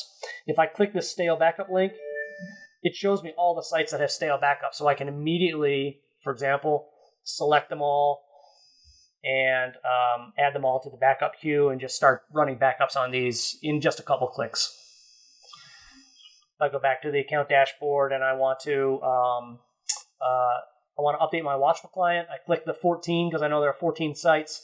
We go into our bulk installer. It's immediately filtered for Watchful client, and I can click this button and update them all if I want. And again, getting to these important maintenance tasks very quickly. That's the idea of the account dashboard. And that's it. That's our new feature coming out next week. We think for folks, especially when you get past a couple of sites, they're really going to hopefully appreciate this and eventually be able to make this their default landing page if they like. Excellent. I like it. What do you guys think? Nice. Yeah, thank you. We've been working on it for a long time. I think we have still one little permission issue to launch before we actually make it public, but it's getting very, very close. It's been quite a lot of work. Valentine actually did a lot of the initial layout work, coding the design and things like that, and then we built in a bunch of API endpoints to be able to display it all properly and get to things quickly. So that's what it's very visual. It works the way I think, and I think that's really, really good. So how do you determine what kind of a user experience is the best? Do you poll your Watchful clients and ask them, or do you do focus group? What do you do to determine what is the best way to make a dashboard? Yeah, there's a mix. So we Valley does all the support, all the level 1 support goes through Valley, and most of the level 2 support also. So he can tell us, and he has a good feel for the things that are frustrating customers. And so our biggest feature requester is probably Valentine, on the back of the support requests we get. So that's one area. If people are having problems, and it's the same problem, you should fix it. So that's one. 2, we know which features are used the most in Watchful. When you go to our main dashboard, we know where people click the most, which tools they use the most. So that tells us areas that are of interest, right? So if they're using this tool a lot, can we make that tool better or more efficient? And then finally, it's a little bit of intuition, feel. I use Watchful every day, right? For not only Watchfuls, we have a handful of sites for Watchful, but for this small agency we have. And I know when things are slowing me down or frustrating me. So I think originally that's where it came from. And then we built on the other information we have from support and the analytics of the application usage itself. And there's a little, you're informed by other applications, other competitors, of course. That's normal too. Sure. You mentioned earlier on this morning about using Backblaze as a backup storage place, an alternative to, say, Amazon S3. I never thought of that. I actually use Backblaze for my office Same here. Server backup. But how would you use Backblaze as a backup system? How does that work? If you're using something like Akiba, then you just send it to, instead of sending it to Amazon, you send it to Backblaze. They just have a drop down for that. It's another. Okay. They have another service. It's called B2. Right, that's what I mean. Backblaze B2. Yeah.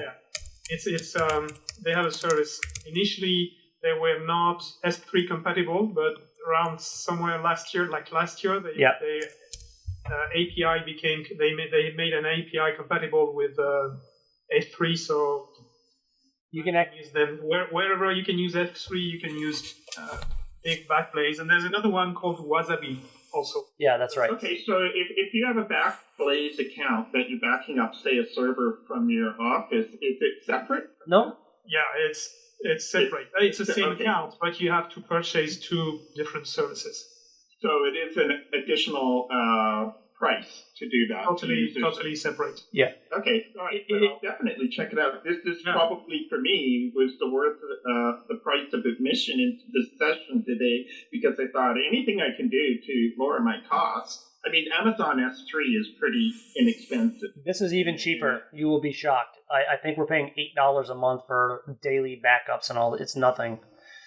What about retrieving it? Is it as fast? Because one of the things I like about S3 is that if you want to restore a site from S3, you're just throwing in Kickstart, connecting to, Amazon S3 and pulling it down. Can I do all the same thing with that? Yeah, I mean, if your FTP client supports Backblaze, and most of the modern ones do, then no problem. Otherwise, you download the backup from the website interface, so there's no problem with that. Also, they have a transfer tool to transfer your data out of Amazon into Backblaze. So you pay. They want the S3 business. I put the link to the pricing, Joe. And actually, it was from the end of last year. And I mean, it's competitive, but it's cheaper. It's cheaper. So give it a look. I quite like it. The one thing about Amazon is if you're using the very cheapest Amazon called Amazon Glacier. It is easy to get your stuff out, but you have to request it to come out of storage, cold storage, and that has like a up to 12-hour delay. So I don't think Backblaze has a Glacier equivalent, but I actually don't like Glacier for that reason. If you need a quick restore, you can't get it because you got to wait until it comes back out of storage. Right. Oh, well, that's awesome. Yeah, I know. I really like your dashboard. That's good. Yeah, thanks for the feedback. And thanks for everyone. I know most of the folks are gone now for coming out this morning. It's a great way to kick off my birthday. So my workday is done. I'm finished. I'll probably, hopefully if I'm still alive on Monday, I'll connect with you guys again. All right. Well, thanks everyone here. Thanks everyone watching. We're going to shut down the feed. It's been great. Appreciate it. Take care.